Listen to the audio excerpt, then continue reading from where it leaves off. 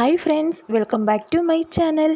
இன்றைக்கி நம்ம ரொம்பவே வெரைட்டியான ஒரு இன்ட்ரெஸ்டிங்கான ரெசிபி பார்க்க போகிறோம். இந்த ஸ்நாக் ஐட்டம் நம்ம நாட்டில் எங்கேயுமே கிடைக்காது. இது ஒரு இட்டாலியன் ஸ்நாக்கு. வாங்க செய்கிறது எப்படின்னு பார்த்துக்குவோம். இதுக்கு ஒரு மிக்சிங் பவுல் எடுத்துக்கோங்க. மெஷர்மெண்ட்டுக்கு ஒரு டம்ளர் எடுத்துருக்கேன். அதுக்கு ஒரு டம்ளர் அளவுக்கு மிதமான சுடுதண்ணி சேர்த்திட்டோம்.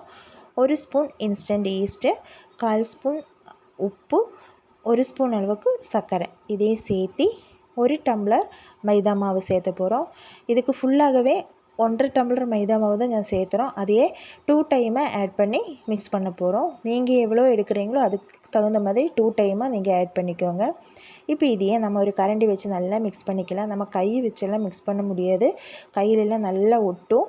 இப்போது 1/2 டம்ளர் அளவுக்கு இருக்கிற அந்த மைதா மாவையும் சேர்த்து இப்போ மிக்ஸ் பண்ணலாம். நம்ம இப்போ இதையே மிக்ஸ் பண்ணதுக்கப்புறம் ஒரு 2 டேபிள் ஸ்பூன் ஆயில் ஊற்றி இந்த மாவு நல்லா சாஃப்டாகிற வர மாதிரி நல்லா மிக்ஸ் பண்ணி கலந்து விட்டுக்கோங்க.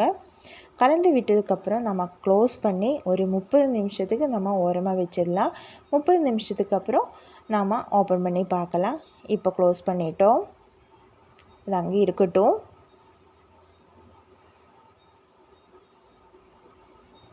இப்போ 30 நிமிஷம் ஆயாச்சு.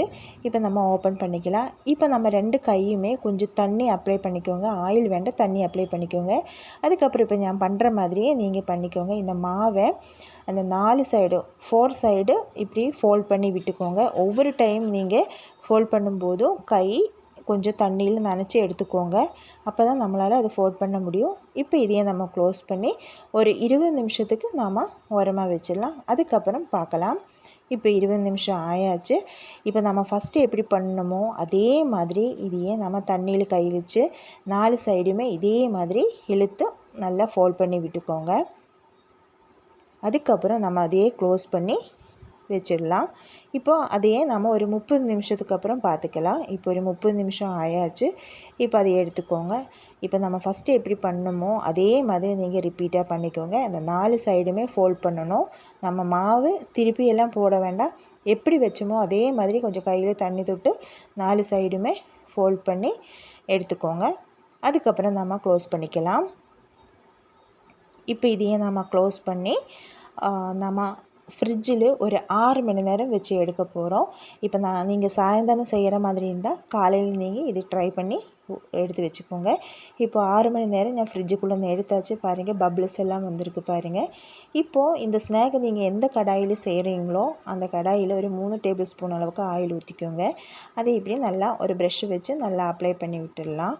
இப்போ நம்மளோட மாவு இருக்கும் இல்லையா, அதையே அப்படியே கமுத்தி விட்டுடலாம். அது பாட்டு நாங்கள் விழுந்துக்கும். இல்லைன்னா ஒரு கரண்டி ஏதாவது வச்சு நீங்கள் போட்டு விட்டுருங்க. அதுக்கப்புறம் இப்போ கையில் அதே மாதிரி தண்ணி எடுத்து நனைச்சி விட்டுட்டு நம்ம ஃபஸ்ட்டு எப்படி பண்ணணுமோ அதே மாதிரி ஒரு 4 சைடுமே இதே மாதிரி ஃபோல்ட் பண்ணி விட்டுக்கோங்க. நம்ம இது ஒரு ப்ரெட்டு தான் நம்ம செய்ய போகிறோம். அதுக்கு நிறைய பபிள்ஸ் இருக்கிற ப்ரெட்டு மாதிரி தான் நம்ம செய்ய போகிறோம். அதுக்கு தான் நம்ம இந்த மாதிரி ஃபோல்ட் பண்ணி விடுறோம். இப்போ இதையே க்ளோஸ் பண்ணி ஒரு 20 நிமிஷத்துக்கு அப்புறம் நம்ம பார்த்துக்கலாம். இப்போ அங்கே இருக்கட்டும். பாருங்கள், ஒரு 20 நிமிஷம் ஆயாச்சு. நம்ம இன்றைக்கி பண்ண போகிறது என்னென்னா ஒரு இட்டாலியன் ப்ரெட்டு தான். நம்ம சாதாரணமாக நம்ம வீட்டில் செய்கிற ப்ரெட்டுக்கெல்லாம் ஒரு 1/2 மணி நேரம் தான் நமக்கு எடுக்கும். இதுக்கு ஒரு ஒரு ஒரு ஒரு டேயே நமக்கு ஆகிடும். ஆனால் நம்ம எப்போவுமே சாப்பிட்ற அந்த ப்ரெட்டு மாதிரி டேஸ்ட்டு கிடையாது. ரொம்ப டேஸ்ட்டாக இருக்கும், ரொம்ப சாஃப்டாக இருக்கும். நீங்கள் அதை செஞ்சு பார்த்தா தான் உங்களுக்கு அது தெரியும்.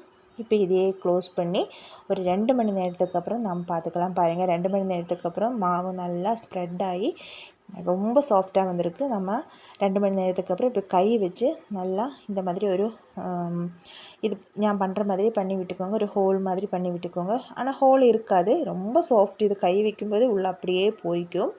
இப்போ நான் இன்றைக்கி பண்ணுறது ஒரு கார்லிக் ஃப்ளேவரில் தான் இந்த ப்ரெட்டு பண்ண போகிறோம். அதனால் அடுப்பு பற்ற வச்சு ஒரு டேபிள் ஸ்பூன் அளவுக்கு ஆயில் ஊற்றிட்டேன். ஒரு 5 பல் வெள்ளை பூண்டு குட்டி குட்டியாக நறுக்கி போட்டிருக்கோம். இப்போ கொஞ்சம் பெப்பர் தூள், இதுக்கு தேவையான சால்ட்டு சேர்த்து நல்லா ஃப்ரை பண்ணி ஒரு கோல்டன் கலர் ஆகும்போது அடுப்பு ஆஃப் பண்ணி லைட்டாக அதை ஆறுனதுக்கப்புறம் நம்ம இந்த மாவு மேலே போட்டு விட்டுடலாம். அதுக்கப்புறம் ஒரு ப்ரெஷ்ஷை வச்சு இப்போ லைட்டாக எல்லா பக்கமும் வர மாதிரி அப்ளை பண்ணிக்கோங்க. இது இந்த கார்லிக் ஃப்ளேவரில் தான் பண்ணுங்கிறது கிடையாது. உங்களுக்கு விருப்பப்பட்ட எந்த ஃப்ளேவரில் வேணாலும் பண்ணலாம். இப்போ அடுப்பு ஆன் பண்ணி பழைய ஒரு தவா வச்சுருக்கேன். அதே ஹை ஃப்ளேமில் போட்டு நல்லா சூடு பண்ணியிருக்கேன். அதுக்கப்புறம் நம்ம ரெடி பண்ணி வச்சுருந்த நம்மளோட தவா அதுக்கு மேலே வச்சு அந்த ஒரு ஹோல் மாதிரி இருக்கும் பாருங்கள், அதையும் நம்ம ஒரு பேப்பர் வச்சு க்ளோஸ் பண்ணி விட்டுக்கோங்க. இப்போது அடுப்பு லோ ஃப்ளேமில் போட்டு ஒரு 20 நிமிஷம் நம்ம இதையே ஃப்ரை பண்ணி எடுக்க போகிறோம். இது இட்டாலியன்கார அவங்க செய்கிறது ஓவனில் வச்சு தான் ஃப்ரை பண்ணுறோம். ஆனால் நம்ம எல்லார் வீட்லேயுமே இந்த ஓவன் இருக்காது. இந்த மாதிரி ஈஸியாக நம்ம செஞ்சு எடுத்துடலாம். இப்போ 20 நிமிஷத்துக்கு அப்புறம் பார்த்தா நல்லா நமக்கு ஃப்ரை ஆகி கிடச்சிருக்கு. தொட்டு பார்க்கும்போது நமக்கு தெரியும் கையில் அந்த ஆயில் மட்டும்தான் ஒட்டுது, மாவு ஒட்டவே இல்லை. இப்போது இதையே நம்ம வேறு பவுலுக்கு மாற்றிடலாம். கொஞ்சம் நல்லா ஆறுனதுக்கப்புறம் நாம் இதையே ஒரு கத்தி வச்சு நம்ம கட் பண்ணி எடுத்துடலாம். என்னோடய சேனல் நீங்கள் ஃபஸ்ட் டைம் தான் விசிட் பண்ணுறீங்கன்னா கொஞ்சம் நல்ல நல்ல வீடியோஸ் எல்லாம் இருக்குது, அதெல்லாம் போய் பாருங்கள். சேனல் பிடிச்சிருந்தா மறக்காமல் சப்ஸ்கிரைப் பண்ணுங்கள். சப்ஸ்கிரைப் பண்ணும்போது பக்கத்தில் இருக்கிற ஆளுங்கிற ஆப்ஷன் எனேபிள் பண்ணி விட்டுருங்க. அப்போ தான் நான் போடுற நோட்டிஃபிகேஷன் உங்களுக்கு வந்து சேரும். இப்போ பாருங்கள், நம்மளோட சாஃப்டான ரொம்ப ரொம்ப டேஸ்டியான ப்ரெட்டு ரெடி ஆயாச்சு. இந்த ப்ரெட்டுக்கு பேர் ஃபொக்கேஷியன் தான் பேர். நாம் ஒரு ஃபுல் டே நாம் எடுத்தாலுமே அதோட ரிசல்ட்டு ரொம்ப நல்லாயிருக்கும். இப்போ கட் பண்ணி காமிக்கிறேன் பாருங்கள். உள்ளால் நல்ல லேயர் மாதிரி இருக்கும், ரொம்ப சாஃப்டாக இருக்கும். அந்த கார்லிக் ஃப்ளேவரோட நம்மளோட ப்ரெட்டு சாப்பிட்றதுக்கு ரொம்ப டேஸ்ட்டாக இருக்கும்.